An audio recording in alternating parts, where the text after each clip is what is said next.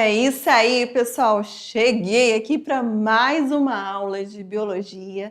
E essa aula, gente, ela já dá início aí à nossa unidade 2. É isso mesmo. Já estamos aqui caminhando, né, para a unidade 2. E afinal de contas, professora, o que que a gente vai ver? O que que a gente vai aprender? Pois é, pessoal. Para essa aula, a gente vai dar prosseguimento, né, à genética, que a gente já vem estudando ao longo aí, né, da unidade 1. Então, a gente vai falar sobre o genoma humano, o estudo do genoma, o sequenciamento de um DNA, sequenciamento genético, a importância, a função. Então, é uma aula, assim, que eu posso dizer para conhecimento de vocês. É, isso mesmo, para conhecimento, para agregar ainda mais, né, esse conhecimento que vocês já vêm adquirindo ao longo, né, desse estudo da biologia aqui no terceiro ano. Então, o meu diretor corta agora para a telinha, que a gente vai dar início aqui à aula 16.1. Como eu falei para vocês, a aula 16.1, ela vai falar um pouco sobre o estudo do DNA. Além desse estudo do DNA, a gente vai, né, desmembrar essa aula em genoma humano, projeto Genoma Humano, né, a importância, né, de se estudar DNA recombinante, que já entra aqui, né, a parte, né, do que eu acho que vocês já ouviram falar, né, de alimentos transgênicos, essa palavrinha aí, transgênicos, o que será que tem a ver com DNA recombinante, professor? Então, a gente vai estar reforçando também nessa aula e também vamos reforçar aqui a questão da biotecnologia. Como assim, professora? Tecnologia, né? A gente pensa na tecnologia, naqueles supercomputadores, super aplicativos, mas o que será que tem a ver a biologia com a tecnologia? Tem muita coisa a ver e é um tema, gente, é uma temática muito atual. É isso mesmo, muito atual. Então, voltando aqui para a telinha, né? Genoma humano, gente. Quando a gente fala do genoma humano, tá bom? A gente está falando do quê, gente? De toda a instrução do nosso corpo. Vocês sabem que a gente recebe genoma do pai e genoma da mãe. Você é a soma desse genoma, do seu pai e da sua mãe. Então você, pessoal, você carrega um manual de instruções, é isso mesmo. Então o genoma humano, pessoal, ele é um manual de instruções que vai estar o quê? Agregando, por exemplo, suas características. Ele é aquela receita, eu posso dizer que é uma receitinha de bolo, né? Onde você vai ter as quantidades exatas para você estar fazendo um determinado bolo. Então, é esse manual, essa instrução, essa receita que vai estar o quê? Codificada na sua célula, no seu DNA. É isso mesmo, não é à toa que essa imagem aqui, né? Opa, já errei aqui. Não é à toa que essa imagem aqui, ela mostra, né, o DNA. E já que eu tô falando de DNA, né, o DNA é o quê, professora? É uma molécula? É. Isso aí já foi passado em algumas aulas, mas é sempre importante a gente estar reforçando. Então, é uma molécula. É o ácido desoxirribonucleico. Olha o nome aí. Pois é, o ácido desoxirribonucleico. Parte desse DNA, né, algumas partes, eu posso dizer assim, 3% aí do nosso genoma, ele vai ter o quê? Ele vai estar relacionado, gente, a codificar alguma característica nossa, um gene, né, que vai determinar, por exemplo, a cor dos olhos, a sua altura, como as células vão fazer para fabricar, por exemplo, um hormônio tal, como a célula vai fazer para estar fabricando, por exemplo, o hormônio da insulina, genes que vão ativar, né, essa expressão para que essa célula consiga fazer essa fabricação. Então, tudo isso está dentro do nosso genoma humano. Como eu falei para vocês, é a nossa receita de um bolo, né? Especificando o que cada componente, o que cada estrutura, né? O que cada célula, o que vai fazer, né? O que vai gerar. Nós somos o produto dos genomas do nosso pai e da nossa mãe. E aí vocês viram ao longo, né, dessa unidade, da unidade 1, as características que foram herdadas, né, as características que nós herdamos aí das gerações nossas, né? As nossas gerações aí dos nossos pais, dos nossos avós, essas características que foram herdadas. Diretor, volta agora para a telinha. É isso aí, pessoal. Olha que bonita essa imagem aí. De cara aqui você já consegue observar que não tem só o DNA aí, né, gente? A gente tem também os cromossomos. Olha aqui a imagem de um cromossomo aqui. A gente tem aqui um átomo, a gente tem aqui essas letrinhas. O que será que essas letrinhas representam, né? Elas fazem parte do nosso DNA, né? A adenina, a timina, a citosina, a guanina, né? São as bases nitrogenadas também. E esse código, né? Essas milhões e milhões, essas cadeias, né? De bases nitrogenadas vão estar dando alguma instrução aí pra gente. Mas vamos lá, gente. Vamos prosseguir aí pra gente, né? Verificar o que a aula de fato trabalha. Então, o genoma humano, em biologia, né, o genoma ele vai corresponder a toda informação hereditária de organismo. É o que eu acabei de falar para vocês, essa informação que a gente recebe do pai, genoma do pai e genoma da mãe. Então, informação hereditária. Olha aí, ó, hereditária de um organismo. Ou seja, conjunto de instruções que podem ser transmitidos aos seus descendentes. Essa informação, ela encontra-se codificada onde? No nosso DNA, o ácido desoxirribonucleico, isso mesmo. E ele é responsável pelas características e pelo funcionamento do organismo. Então, todas as nossas características, funcionamento do nosso corpo, nosso metabolismo, tudo isso é uma informação codificada onde, professora? No nosso DNA, tá bom? Por isso, eu posso falar que ele é, digamos assim, ele é aquele chefe de uma operação. Então, o chefe da operação, aquele que manda em tudo, que sabe de tudo, toda a organização é o nosso DNA.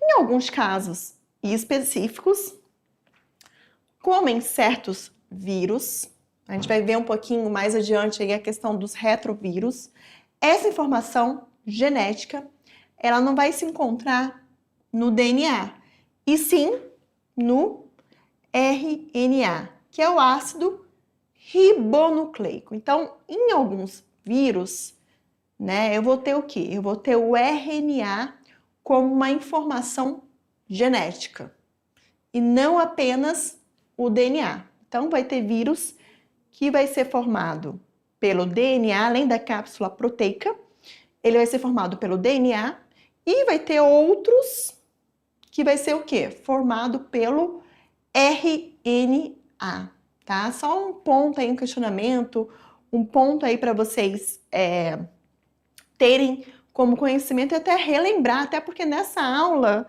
eu vou falar aí dos vetores virais, já tô dando um spoiler aqui, né? Mas dentro daquele contexto que eu falo da biotecnologia, a professora vai citar aqui para vocês, né, um pouquinho dos vetores virais e a função deles, né, hoje, nessa função. E aqui, pessoal, se você observar, vocês estão observando que nessa imagem aqui, vocês têm várias letras, né, codificadas.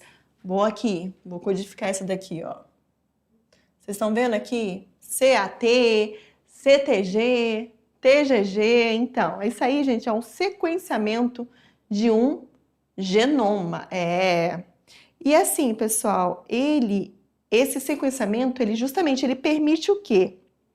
Que a gente possa entender, né, como que um gene ele funciona, ele se expressa.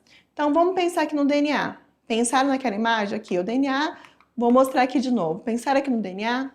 Olha a imagem aqui do DNA. Então, gente, o gene, ele é o quê? Ele é uma porção do DNA, daquela imagem que vocês viram ali anteriormente.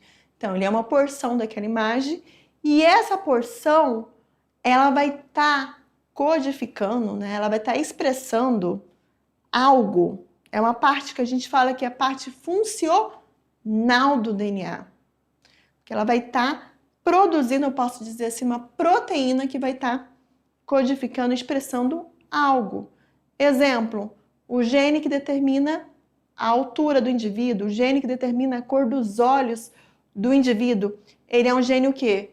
Funcional. Por quê? Porque ele vai estar produzindo uma proteína que vai estar codificando a cor dos olhos, a cor do cabelo, a cor da pele, tudo isso aí, né? A gente pode dizer que é um gene que vai estar codificando uma característica através da proteína, da produção, tá bom?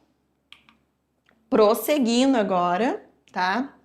Isso inclui tanto os genes como as sequências não codificadoras, que são muito importantes para a regulação gênica, dentre outras funções.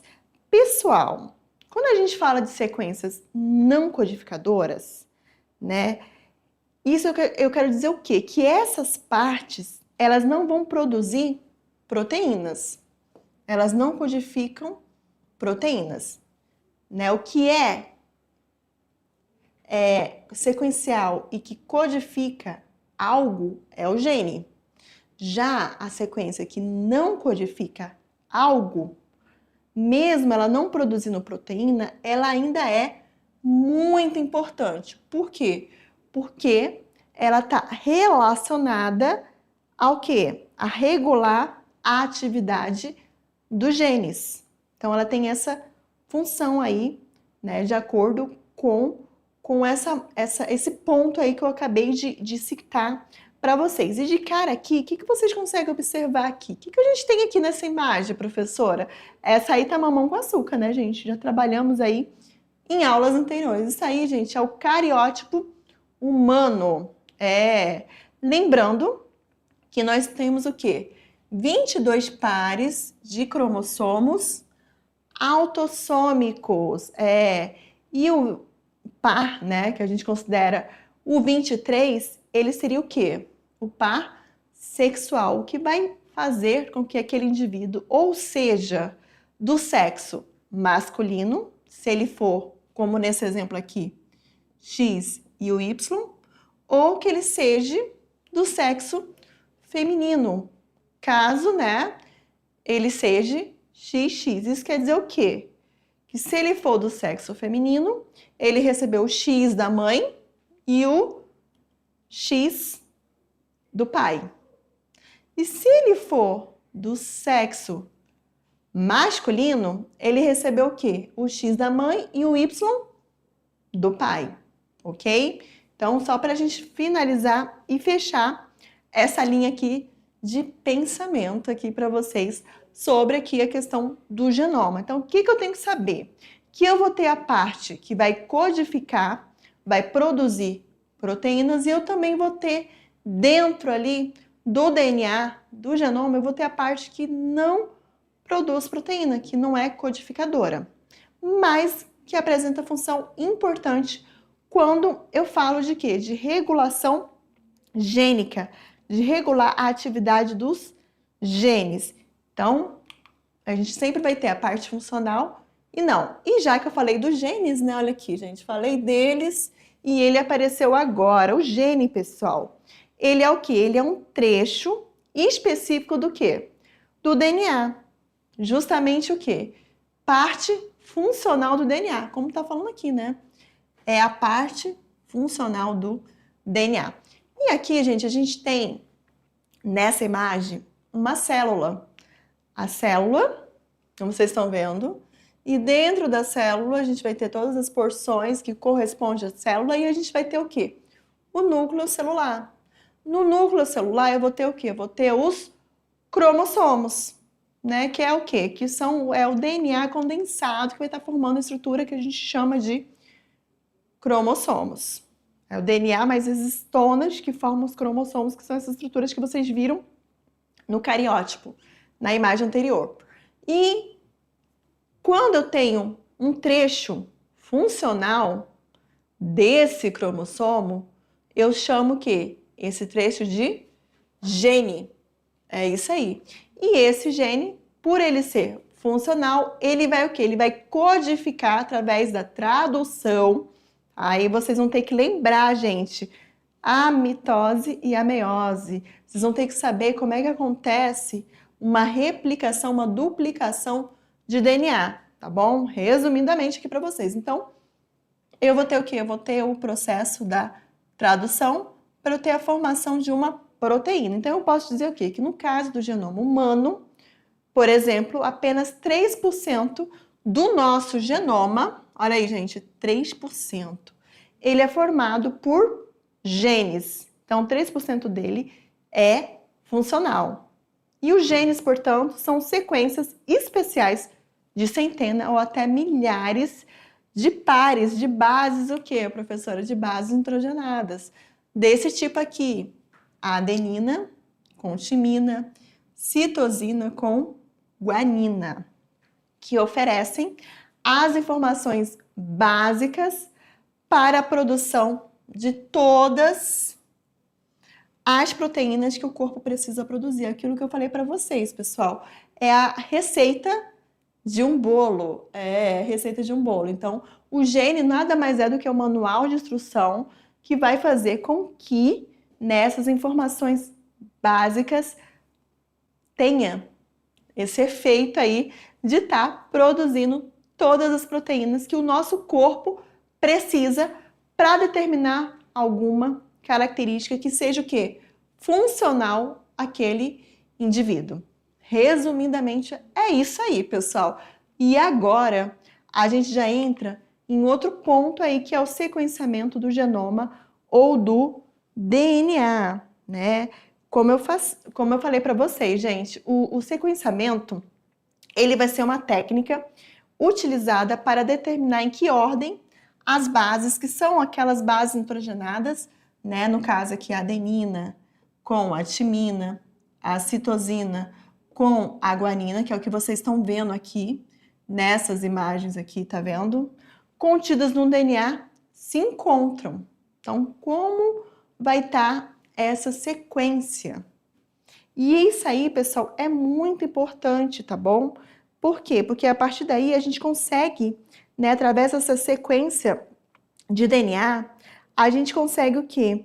Entender como os genes eles funcionam e como eles podem estar influenciando, né, na saúde, na evolução e na biologia humana, na própria evolução humana, né? Então ele é muito importante. E os estudos, né, que estão relacionados ao genoma, ele foi muito importante justamente para quê?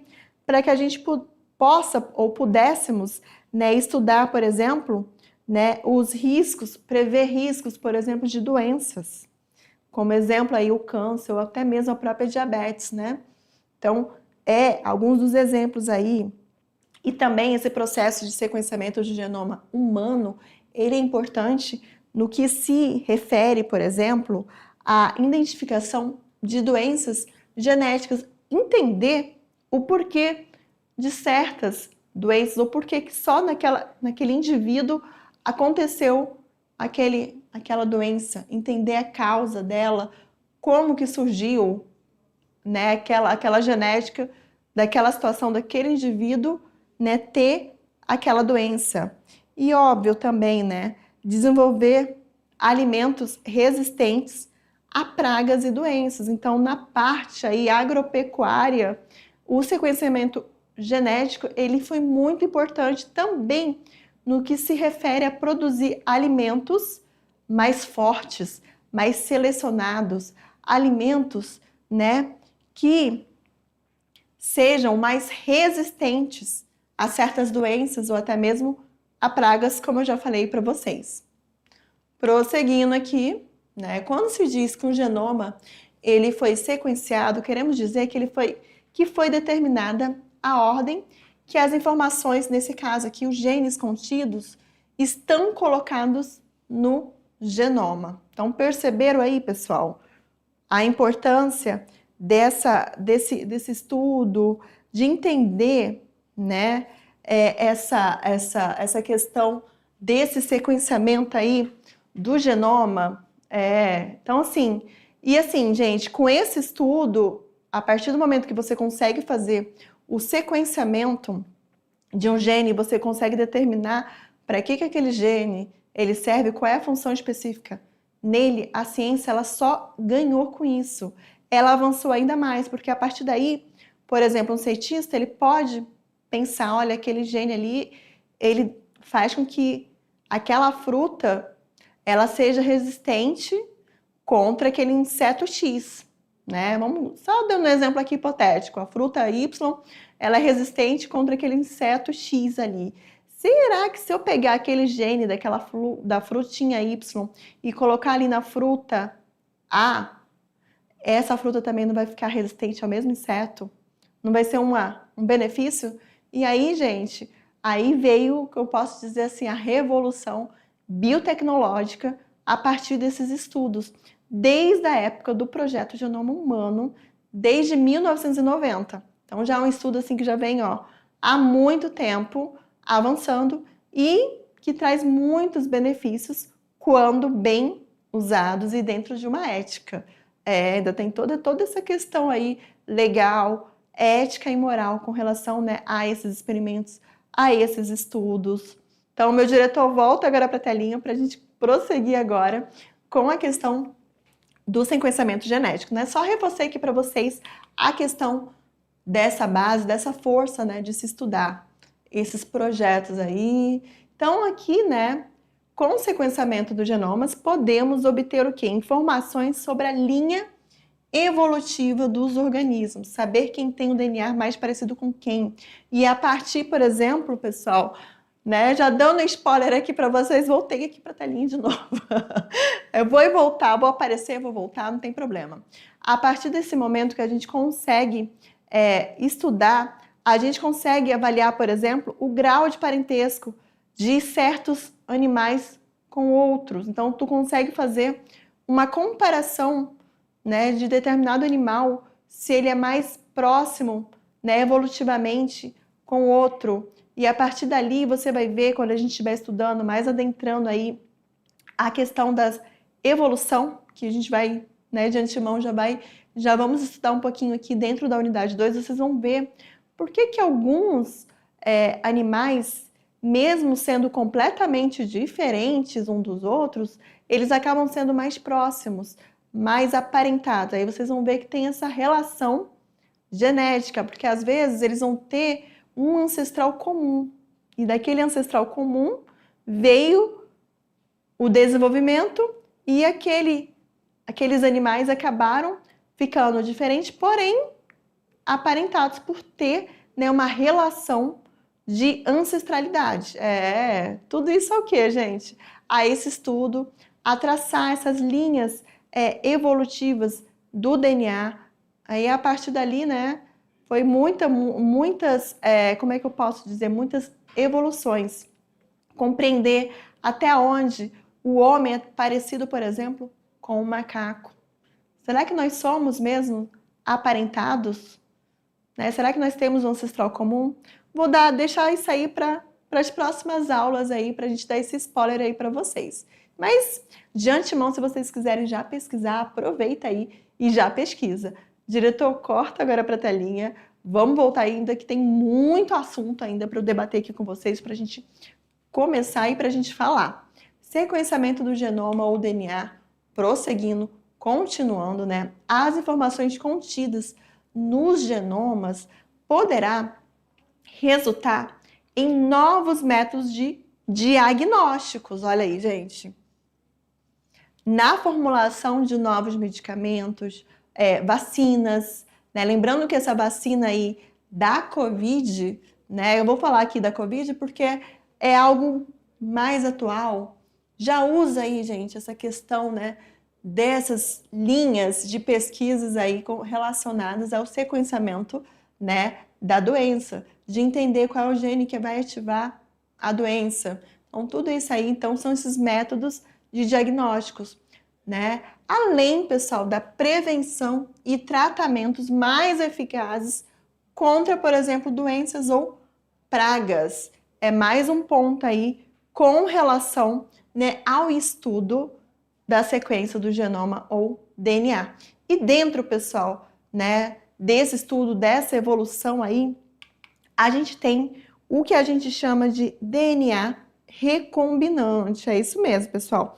Então, como eu falei para vocês, né, a partir do momento que a gente sabe a sequência de um gene, a gente entende, né, o que aquele gene produz, a gente consegue pegar aquele fragmento daquele gene. Então, os cientistas, eles podem o quê? Recortar um pedaço específico do DNA que vai conter, nesse caso, um gene de interesse. Para quê? Para que eles possam, né, estudar. E como é que eles fazem isso, pessoal? Né, eles pegam, né, esse pedacinho, esse recorte desse pedaço específico do DNA que eles querem estudar, desse gene, e vão transferir esse gene de interesse para outro organismo. Mas para que eles consigam fazer essa transferência, né, eles vão precisar de quê? De vetores. E aí, mais a longo aí, a gente vai estar falando dos vetores. Mas vamos lá, né? Eu comecei a falar do DNA recombinante, me empolguei aqui, mas vamos lá aqui com a imagem. Então, cada fragmento de DNA que foi clivado, tá? Clivado, pessoal, é a mesma coisa que recortado, separado, né? Então, ele foi clivado e separado, eles cortam um pedaço, separam o pedaço desse gene, desse DNA, do resto do material genético que contém um ou mais genes. Eles trabalham assim. E ali, eles pegam aquele pedaço e levam, né, para um organismo para ver e estudar aquele gene de interesse. Aí, né, é bem clássico, aqui já está mostrando aí para vocês um milho transgênico, né? E lembre-se, pessoal, só um ponto aí, né, pra gente que a gente não pode esquecer. Cada gene, ele origina uma proteína. Ele vai ser traduzido, né, e vai gerar essa proteína. Portanto, ao estudarmos o gene, estamos estudando a proteína que ele codifica, né? O que ele vai gerar. Mas, afinal de contas, o que devemos fazer para estudar o gene? Eu já dei um spoiler aqui para vocês, né? Devemos introduzi-lo no material genético do DNA de um hospedeiro para que ocorra a transcrição do gene em RNA mensageiro, e depois do RNA, depois da transcrição, eu tenho que ter o quê? A tradução em proteína. Aí sim eu vou conseguir, né, pensar nesse meu gene de interesse. E como é que isso acontece, pessoal? Olha aí o exemplo aqui. A gente tem aqui uma bactéria. Vocês sabem que a bactéria, elas fazem o que a gente chama de reprodução assexuada, se reproduzem assexuadamente muito rápido. Então, ela, né, ela acaba sendo o quê? Um hospedeiro. Então, é um organismo que se multiplica, se reproduz rapidamente, como, por exemplo, as bactérias. Então, seria aí, né, algum organismo para a gente estudar. Observem aqui, né? A gente tem a bactéria A, e aqui eu tenho a duplicação do seu DNA nessa parte B. Aqui, nesse ponto C, eu já tenho aqui essa divisão desse material, né, genético. E aqui, no E, eu já tenho o quê? A bactéria, uma cópia da bactéria anterior, da bactéria A. Então, eu tenho bactérias, duas novas bactérias, podemos dizer assim. De uma bactéria, né, que se dividiu, se multiplicou, eu tenho agora aí uma cópia, uma da outra aqui, quando eu penso aqui nesse E, né, nessa porção, na letra E aqui, observando. E assim, pessoal, quando as bactérias se reproduzem por bipartição, que é o que vocês estão vendo nessa imagem, elas transmitem aos seus filhos o seu material genético. Então, ela vai estar passando aos seus filhos o seu material genético. Então, o que acontece? Ela vai estar se clonando, ela vai estar gerando cópia de si mesma, tá? Porque é o mesmo material genético, então ela gera cópia de si mesma. E, além, né, do estudo da bactéria, a gente tem o plasmídio. O plasmídio, pessoal, é o DNA circular, como vocês estão vendo aqui, além do DNA, do cromossomo da bactéria, do DNA da bactéria, a gente tem o plasmídio que apresenta esse DNA aqui do tipo circular. E ele é, gente, um material genético não ligado ao cromossomo da bactéria, que fica espalhado pelo eloplasma das bactérias, tá? E assim, gente, o plasmídio, ele é uma pequena molécula de DNA, como vocês estão vendo aí na imagem, nesse caso, DNA circular, e ele é muito importante na biotecnologia e no DNA recombinante. Por quê? Porque esse plasmídio, ele pode carregar os genes úteis, ou genes que aqueles cientistas, eles querem o quê? Estudar. E eles acabam sendo usados como vetores, tá? O plasmídio, pessoal, ele sofre o mesmo processo do DNA cromossomal, né? Como acontece com esse aqui também vai acontecer. Que seria o quê? O processo de transcrição, lembra lá do RNA mensageiro, e o processo de tradução. Além de se multiplicar a cada divisão celular, passando uma cópia para cada célula filha. É mais um ponto aí. Transgênicos. Nem preciso falar o que é o alimento transgênico, né, pessoal? Um organismo transgênico é um ser vivo, planta, animal ou micro-organismo que recebeu genes de outros organismos através de técnicas de engenharia genética. Esses genes são introduzidos para conferir características específicas. Nesse caso aí, resistência de pragas e doenças, maior produção e qualidade. Alimentos o quê? Mais nutritivos. Prosseguindo aqui, adentrando agora biotecnologia, que pode ser definida como um conjunto de técnicas de manipulação de seres vivos ou partes desses para fins econômicos. A biotecnologia, ela utiliza sistemas biológicos, organismos vivos ou seus derivados para fabricar ou modificar produtos ou processos para utilização específica. Lembra do gênero de interesse? Pois é, algo específico, algo que eu queira estudar. Por exemplo, um gene que vai fazer com que eu consiga... deixa eu dar um exemplo aqui bem prático aqui para vocês, de um gene aí. Ah, sim, um gene de interesse que vai estar produzindo a insulina humana. Exemplo aí. Então, eu posso estar, através dessas técnicas, estudando eles. Vetores virais. São vírus manipulados geneticamente de modo a reduzir a sua patogenicidade, sem anular totalmente o seu poder de infectar células do hospedeiro.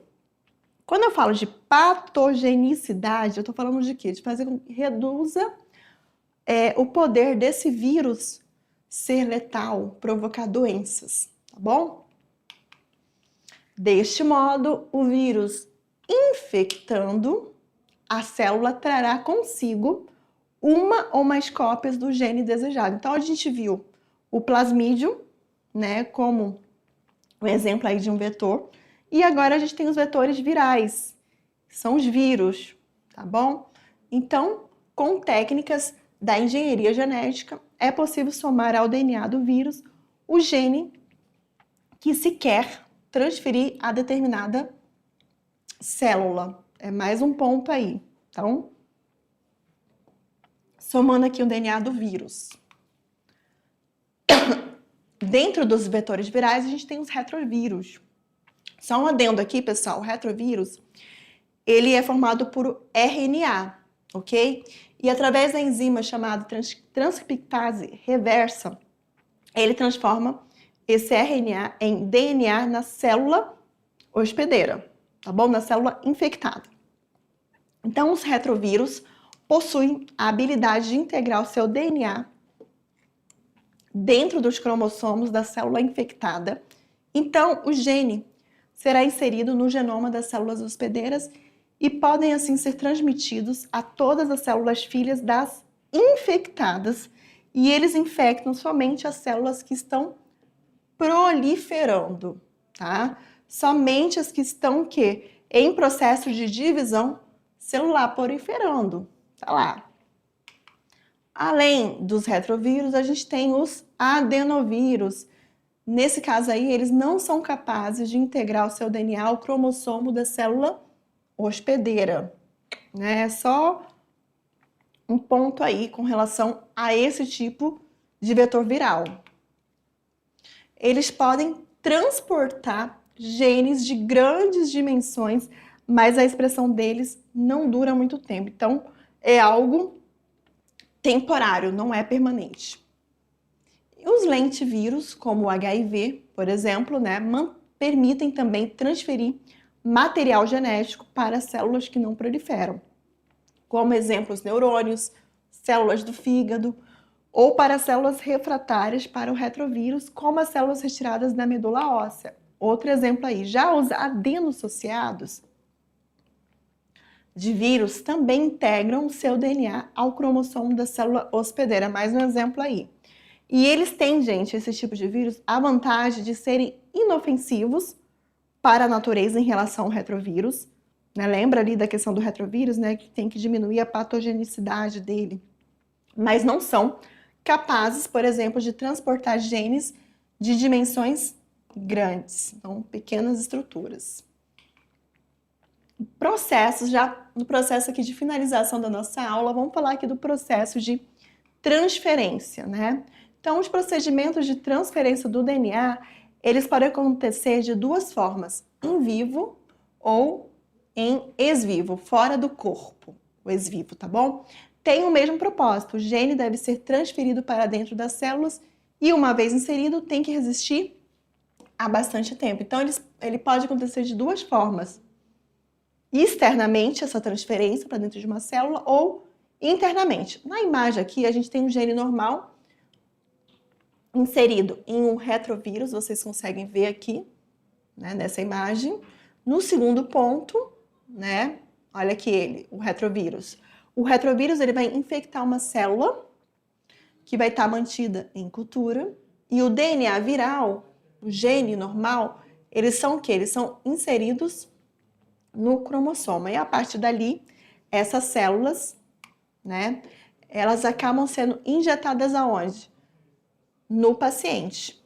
Então, aqui a gente tem a medula óssea vermelha, um exemplo aí, né, de uma transferência para dentro de uma célula. Neste tempo, o gene, ele tem que produzir o quê? Grandes quantidades de proteína para reparar o defeito genético. É mais um ponto aí com relação ao processo de transferência. Então, vocês viram como é que acontece, quem são os vetores que vão, né, fazer essa passagem aí desses genes de interesse e agora vocês estão vendo como está acontecendo o processo de transferência desses genes. Depois que acontece o processo de passar o gene de interesse para esse vetor, ele vai ser inserido aonde?